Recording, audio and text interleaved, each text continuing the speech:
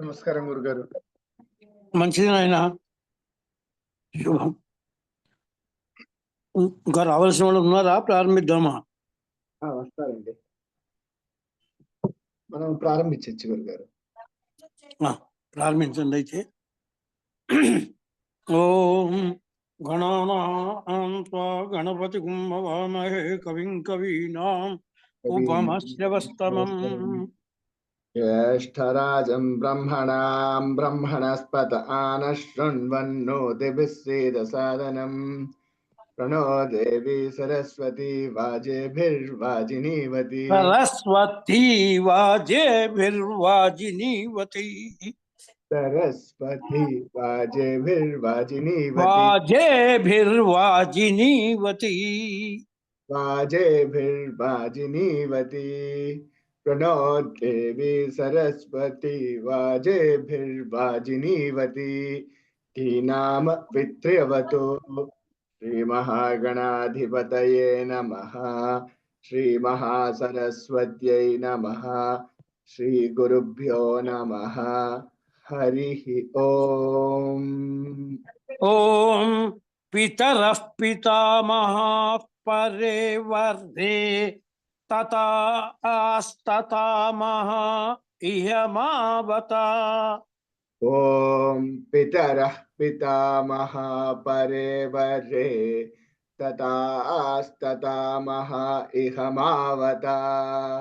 पितरः पितामहा परे वर्धे ततास्ततामहा इहमावता।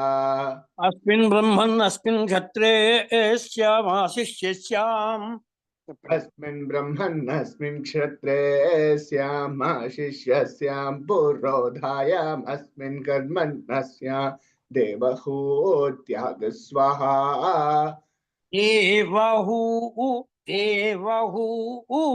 त्याग स्वाहा।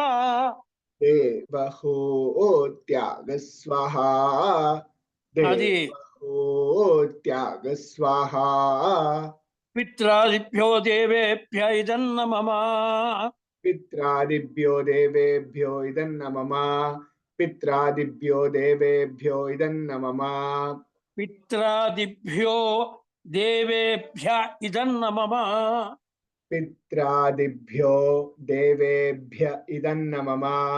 पित्रादिभ्यो देवेभ्य इदन्न मम। पितामह अवरे ततामह इहमावता। पितामह अवरे ततामह इहमावता। पितामह अवरे ततामह इहमावता। अस्मिन् ब्रह्मन् अस्मिन् क्षत्रे स्यामाशिष्यस्यां पुरोधायामस्मिन् कर्मन् स्याम् देवहूत्याग स्वाहा। ओम पितामहेभ्यो वरेभ्यस्ततामहेभ्य इदन्न मम। पितामहेभ्यो वरेभ्यस्ततामहेभ्य इदन्न मम। पितामहेभ्यो वरेभ्यस्ततामहेभ्यो इदन्न मम। ततामहेभ्य इदन्न मम। ततामहेभ्य इदन्न मम। ततामहेभ्य इदन्न मम। చెప్పండి. पितरः परे तता इहमावता। पितरः परे तता इहमावता। पितरः परे तता इहमावता। अस्मिन् ब्रह्मन् अस्मिन् क्षत्रे स्यामाशिष्यस्यां पुरोधायामस्मिन् कर्मन् स्याम् देवहूत्याग स्वाहा। पितृभ्यः परेभ्यस्ततेभ्य इदन्न मम। पितृभ्यः परेभ्यस्ततेभ्य इदन्न मम। पितृभ्यः परेभ्यस्ततेभ्य इदन्न मम। अप उपस्पृश्य अप उपस्पृश्य ऋताशाद्रुतधामाग्निर्गन्धर्वः। ऋताशाद्रुतधामाग्निर्गन्धर्वः। ऋताशाद्रुतधामाग्निर्गन्धर्वः। तस्यौषधयोऽप्सरस ऊर्जो नाम तस्यौषधयोऽप्सरस ऊर्जो नाम तस्यौषधयोऽप्सरस ऊर्जो नाम तस्यौषधयोऽप्सरस तस्यौ तस्यौषधयोऽप्सरस तस्यौषधयोऽप्सरस అది तस्यौषधयोऽप्सरस ऊर्जो ऊर्जो नाम स नाम इदं ब्रह्म ऊर्जो नाम स इदं ब्रह्म क्षत्रं पातु क्षता इदं ब्रह्म क्षत्रं पान्तु तस्मै स्वाहा ऋतासाये ऋतधाम्ने अग्नये गन्धर्वाये तन्नमम ऋतासाहे ऋतधाम्ने अग्नये गन्धर्वाये दन्नमम ऋतासाहे ऋतधाम्ने अग्नये गन्धर्वाये दन्नमम ताभ्य स्वाहा ओषधीभ्योऽप्सरोभ्य ऊर्भ्य इदन्नमम ताभ्य स्वाहा ओषधीभ्योऽप्सरोभ्य ऊर्भ्य इदन्नमम ताभ्य स्वाहा ओषधीभ्योऽप्सरोभ्य ऊर्भ्य इदन्नमम ఓషధి ఒత్తు చూస్తున్నారుగా ఓషధీభ్యో ओषधीभ्यो ओषधीभ्यो अप्सरो అప్సరోభ్య ఊర్భ్య ఇదన్నమమ ओषधीभ्यो अप्सरोभ्य ऊर्भ्य इदन्नमम సగుంహితో విశ్వసామ సూర్యో గంధర్వస్తస్య మరీచయోప్సరసా సగుంహితో విశ్వసామ అక్కడ దాకా చెప్పండి सगुंहितो विश्वसामा सगुंहितो विश्वसामा సూర్యో గంధర్వస్తస్య మరీచయోప్సరస ఆయువో నామ सूर्यो गन्धर्वः तस्य मरीचय మరీచయోప్సరస మరీచయోప్సరస ఆయువో నామ सूर्यो गन्धर्वः तस्य मरीचयोऽप्सरस आयुर्वो नाम सूर्यो गन्धर्वः तस्य అలా मरीचय వినగొట్టవాకండి సూర్యో గంధర్వస్తస్య మరీచయోప్సరస ఆయువో నామ కలిపి చెప్పేసండి గంధర్వస్తస్య సూర్యో గంధర్వస్తస్య आगे गुरुगाరు सूर्यो गन्धर्वस्तस्य मरीचयोऽप्सरसः आयुर्वो नाम మరీచయోప్సరస ఆయువో నామ मरीचयोऽप्सरस आयुवो नाम మళ్ళీ सूर्यो गन्धर्वस्तस्य मरीचयोऽप्सरस आयुवो नाम सा इदं ब्रह्म स इदं ब्रह्म क्षत्रं पाता इदं ब्रह्म क्षत्रं पातु तस्मै स्वाहा सगुंहिताय विश्वसाम्ने सूर्याय गन्धर्वाय तन्नमम सगुंहिताय विश्वसाम्ने सूर्याय गन्धर्वाय दन्नमम सगुंहिताय विश्वसाम्ने सूर्याय गन्धर्वाय दन्नमम ताभ्य स्वाहा मरीचिभ्योऽप्सरोभ्य आयुभ्य इदन्नमम ताभ्य स्वाहा मरीचिभ्योऽप्सरोभ्य आयुभ्य इदन्नमम ताभ्य स्वाहा क्षमिंचंడి मरीचिभ्योऽप्सरोभ्य आयुभ्य इदन्नमम నెక్స్ట్ ఎవరైనా వస్తారా మీరే కంటిన్యూ చేస్తారా అనిల్ గారు చెప్తారండి శ్రీ గురుభ్యో నమః. ఓం సుషుమ్న సూర్యరశ్మిశ్చంద్రమా గంధర్వస్తస్య ఓం సుషుమ్నః సూర్యరశ్మిశ్చంద్రమా గంధర్వస్తస్య సుషుమ్నః సూర్యరశ్మిశ్చంద్రమా గంధర్వస్తస్య నక్షత్రాణ్యప్సరసో భేకురయో నామ. నక్షత్రాణ్యప్సరసో భేకురయో నామ నక్షత్రాణ్యప్సరసో భేకురయో నామ స ఇదం బ్రహ్మ క్షత్రం పాతు. స ఇదం బ్రహ్మ క్షత్రం పాతు ఇదం బ్రహ్మ క్షత్రం పాంతు తస్మై స్వాహ స ఇదం బ్రహ్మ క్షత్రం పాతు ఇదం బ్రహ్మ క్షత్రం పాంతు తస్మై స్వాహ సుషుమ్నాయ సూర్యరశ్మయే చంద్రమసే గంధర్వాయే దన్నమమ. సుషుమ్నాయ సూర్యరశ్మయే చంద్రమసే గంధర్వాయే దన్నమమ సుషుమ్నాయ సూర్యరశ్మయే చంద్రమసే గంధర్వాయే దన్నమమ తాభ్య స్వాహా నక్షత్రేభ్యోప్సరోభ్యో బేకురిభ్య ఇదన్నమమ. తాభ్య స్వాహ నక్షత్రేభ్యో అప్సరోభ్యో బేకురిభ్య ఇదన్నమమ తాభ్య స్వాహ నక్షత్రేభ్యో అప్సరోభ్యో బేకురిభ్య ఇదన్నమమ భుజ్యుస్సు పర్ణో యజ్ఞో గంధర్వస్తస్య దక్షిణా.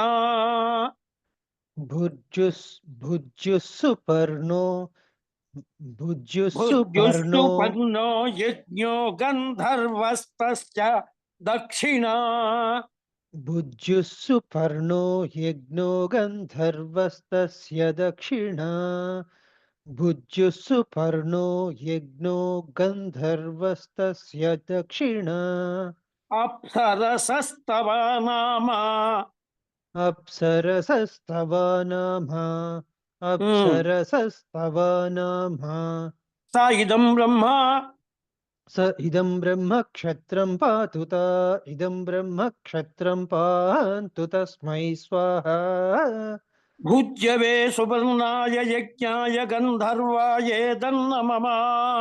భుజ్యవే సుపర్ణాయ యజ్ఞాయ గంధర్వాయే దన్నమమ భుజ్యవే సుపర్ణాయ యజ్ఞాయ గంధర్వాయే దన్నమమ తాభ్య స్వాహా దక్షిణాభ్యోప్సరోభ్యస్తవాభ్య ఇదన్నమమ.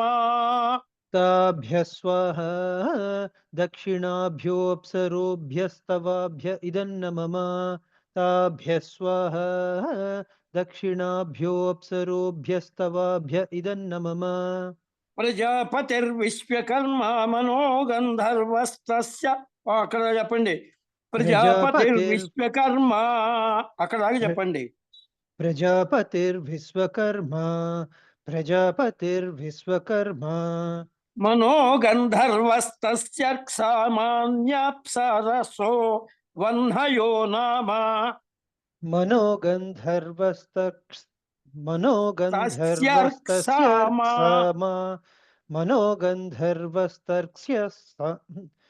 తస్య ఋక్ సమ తస్య ఋక్ సమ కలిపితే తస్య సామాన్యాప్సరసో.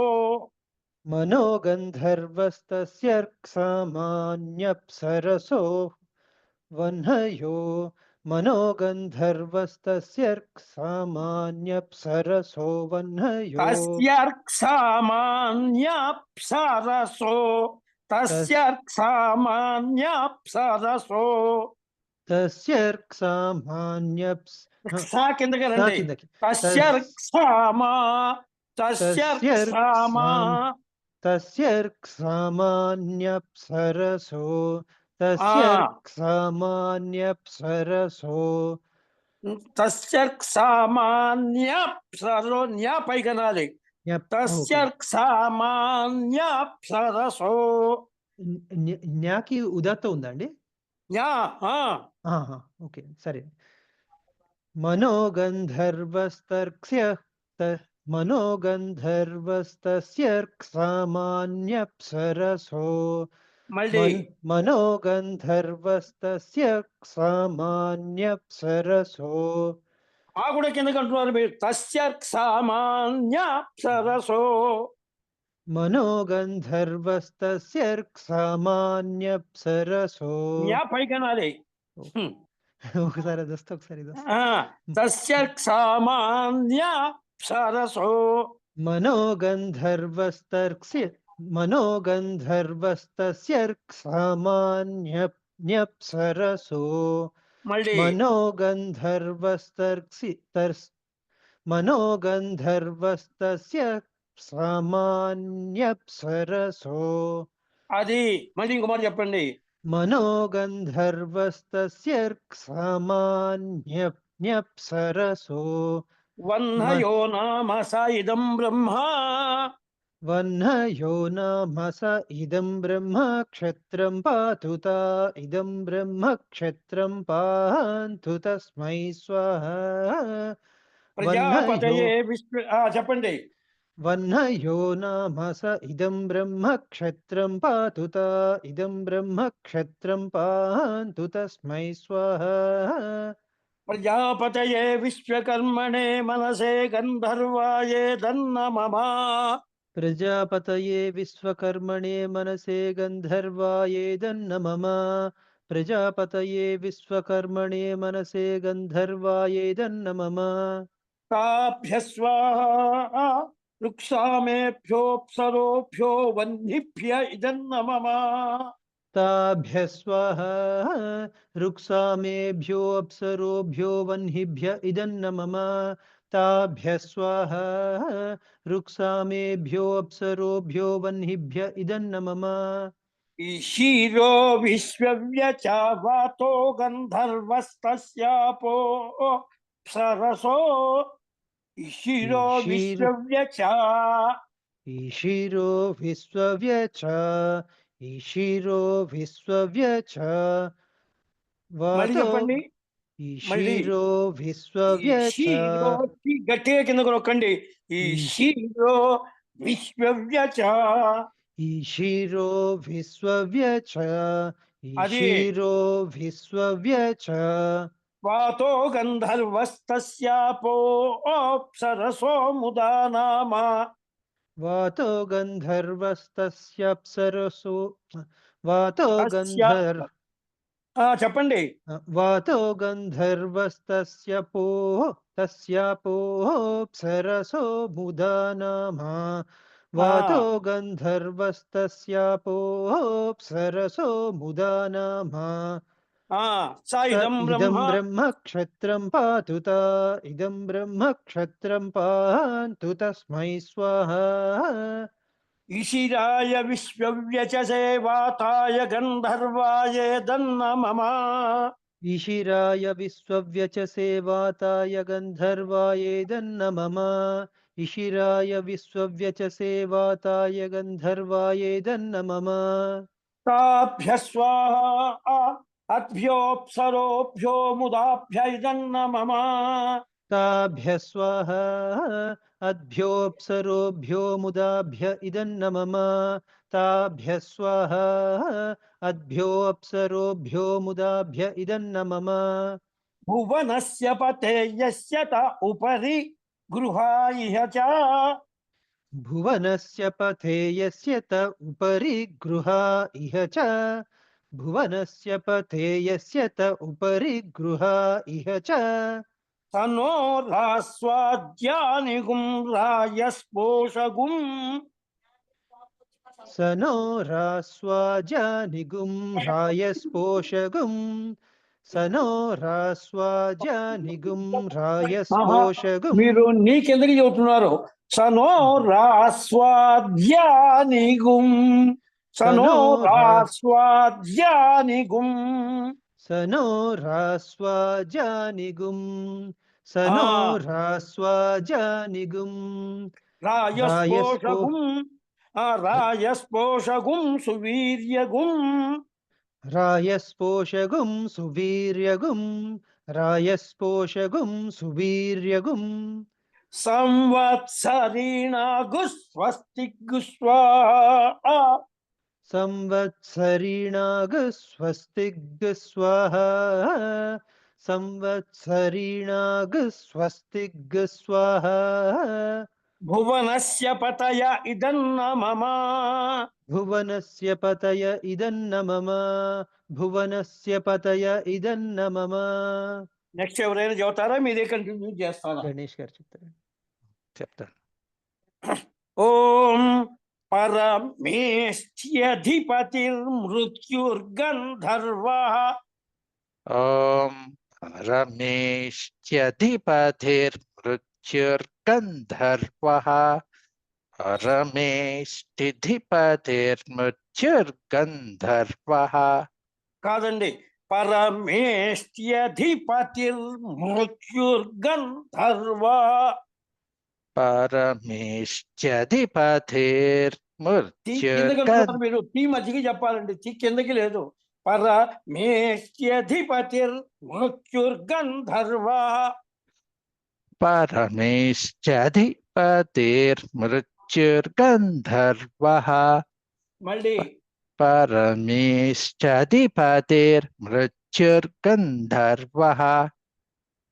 మీరు మొదట్లోనే స్వల్పంగా దోషం వస్తుంది. పరమేష్ఠ్యధిపతి మేష్ఠ్యధిపతి అది పరమేష్ఠ్యధిపతిర్ మృత్యుర్గంధర్వః. మృత్యుర్గంధర్వః. మృత్యుర్గంధర్వః. తస్య విశ్వమప్సరసో. తస్య విశ్వమప్సరసో. తస్య విశ్వమప్సరసో. భువో నామ. భువో నామ. భువో నామ. స ఇదం బ్రహ్మ క్షత్రం పాతు ఇదం బ్రహ్మ క్షత్రం పాంతు తస్మై స్వాహా. స ఇదం బ్రహ్మ క్షత్రం పాతుత. ఇదం బ్రహ్మ క్షత్రం పాంతు తస్మై స్వాహా. మళ్ళీ ఇంకో మాట. స ఇదం బ్రహ్మ క్షత్రం పాతుత. ఇదం బ్రహ్మ క్షత్రం పాంతు తస్మై స్వాహా. ఓం పరమేష్ఠినే అధిపతయే కలిపి చెప్పండి. పరమేష్ఠినేధిపతయే మృత్యవే గంధర్వాయే దన్న మమ. పరమేష్ఠినేధిపతయే మృత్యవే గంధర్వాయేదం నమః. పరమేష్ఠినేధిపతయే మృత్యవే గంధర్వాయేదం నమః. తాభ్య స్వాహా విశ్వస్మా అప్సరోభ్యో భూభ్య ఇదన్న మమ. తాభ్య స్వాహా విశ్వస్మా అప్సరోభ్యో భూభ్య ఇదం నమః. తాభ్య స్వాహా విశ్వస్మా అప్సరోభ్యో భూభ్య ఇదం నమః. మీరు కరెక్ట్గానే చెప్తున్నారు, స్వా కూడా కిందకి నిలబడుతున్నదండి. తాభ్య స్వాహా తాభ్య స్వాహా అలా చెప్పాలి. తాభ్య స్వాహా తాభ్య స్వాహా. సుక్షితి సుభూతిర్భద్రకృత్. సక్షితి సుభూతిర్. సక్షితి సుభూతిర్. సుక్షితి సుభూతి. సుక్షితి సుభూతి. సక్షితి సుభూతి. సక్షితి సుభూతి. భద్రకృత్ సువర్వాన్. భద్రకృత సువర్వాన్. భద్రకృత సువర్వాన్. కృతు విడిగా చెప్పవకండి. భద్రకృత్ సువర్వాన్. భద్రకృత్ సువర్వాన్. భద్రకృత్ సువర్వాన్. సువర్వాన్. సువర్వాన్. సువర్వాన్. పర్జన్యో గంధర్వస్తస్య. పర్జన్యో గంధర్వస్తస్య. పర్జన్యో గంధర్వస్తస్య. గంధర్వస్తస్య. గంధర్వస్తస్య. గంధర్వస్తస్య. విద్యుతో అప్సరసో. విద్యుతో అప్సరసో. విద్యుతో అప్సరసో. రుచో నామ రుచో నామ రుచో నామ స ఇదం బ్రహ్మ క్షత్రం పాతుతా. చెప్పండి. స ఇదం బ్రహ్మ క్షత్రం పాతుత ఇదం బ్రహ్మ క్షత్రం పాంతు తస్మై స్వాహా స ఇదం బ్రహ్మ క్షత్రం పాతుత ఇదం బ్రహ్మ క్షత్రం పాంతు తస్మై స్వాహా క్షత్రం పాంతు తస్మై స్వాహా. క్షత్రం క్షత్రం పాంతు క్షత్రం పాంతు తస్మై స్వాహా క్షత్రం పాంతు తస్మై స్వాహా సుక్షితయే సుభూతయే భద్రకృతే సువర్వతే పర్జన్యాయ గంధర్వాయే తన్నమమ. సుశిక్షితయే సుభూతయే సుశిక్షితయే సుభూతయే కాదండి. భద్రకృతే కాదు కాదు కాదు. సుక్షితయే సుభూతయే సుక్షితయే సుభూతయే సుక్షితయే సుక్షితయే సుభూతయే భద్రకృతే సువర్వతే పర్జన్యాయ గంధర్వాయేదం నమః సుక్షితయే సుభూతయే భద్రకృతే సువర్వతే పర్జన్యాయ గంధర్వాయేదం నమః సుక్షితయే దానికి శిక్షితయే అనే దానికి చాలా తేడా ఉందండి. సుక్షితయే అంటే చాలా సారవంతమైనటువంటి భూమి. సుశిక్షితయే అంటే మంచి శిక్షణ ద్వారా సారవంతంగా చేసిన భూమి. స్వతసిద్ధంగా సారవంతమైన భూమికి సుక్షితయే అంటారు. ప్రయత్నపూర్వకంగా సారవంతంగా చేసిన దానికి సుశిక్షతయే అంటారు. అది తేడా అండి. అది పర్జన్యే గంధర్వాయే తన్నమమ తాభ్య స్వాహా తాభ్య స్వాహా. తాభ్య స్వాహా తాభ్య స్వాహా విద్యుద్భ్యోప్సరోభ్యో ఋగ్భ్య ఇదన్నమమ. విద్యుద్భ్యోప్సరోభ్యో ఋగ్భ్య ఇదం నమః విద్యుద్భ్యో విద్యుద్భ్యో అప్సరోభ్యో ఋగ్భ్య ఇదం నమః దూరే హేతిరమృడయో దూరే హేతిరమృడయో దూరే హేతిరమృడయో రామృఢయో యో మధ్యకి రామృఢయో దూరే హేతి రామృఢయో దూరే హేతిరమృడయో దూరే హేతిరమృడయో మృత్యుర్గంధర్వ మృత్యుర్గంధర్వ మృత్యుర్గంధర్వ తస్య ప్రజా అప్సరసో తస్య ప్రజా అప్సరసో తస్య ప్రజా అప్సరసో అప్సరసో అప్సరసో అప్సరసో భీరువో నామ భీరువో నామ భీరువో నామ స ఇదం బ్రహ్మ క్షత్రం పాతుత. స ఇదం బ్రహ్మ క్షత్రం పాతుత ఇదం బ్రహ్మ క్షత్రం పాంతు తస్మై స్వాహా స ఇదం బ్రహ్మ క్షత్రం పాతుత ఇదం బ్రహ్మ క్షత్రం పాంతు తస్మై స్వాహా దూరే హేతయే అమృడయాయ మృత్యవే గంధర్వాయే దన్నమమ. దూరే హేతయే అమృడయాయ మృత్యవే గంధర్వాయేదం నమః దూరే హేతయే అమృడయాయ మృత్యవే గంధర్వాయేదం నమః తాభ్య స్వాహా ప్రజాభ్యోప్సరోభ్యో భీరుభ్య ఇదన్నమమ. తాభ్య స్వాహా ప్రజాభ్యోప్సరోభ్యో భీరుభ్య ఇదం నమః తాభ్య స్వాహా ప్రజాభ్యోప్సరోభ్యో భీరుభ్య ఇదం నమః నెక్స్ట్ ఎవరైనా వస్తారా, మీరే కంటిన్యూ చేస్తారా? శేఖర్ గారు ఓం చారుః కృపణ కాశీ కామో గంధర్వా. ఓం చారుః కృపణ కాశీ కామో గంధర్వః. చారుః కృపణ కాశీ కామో గంధర్వః.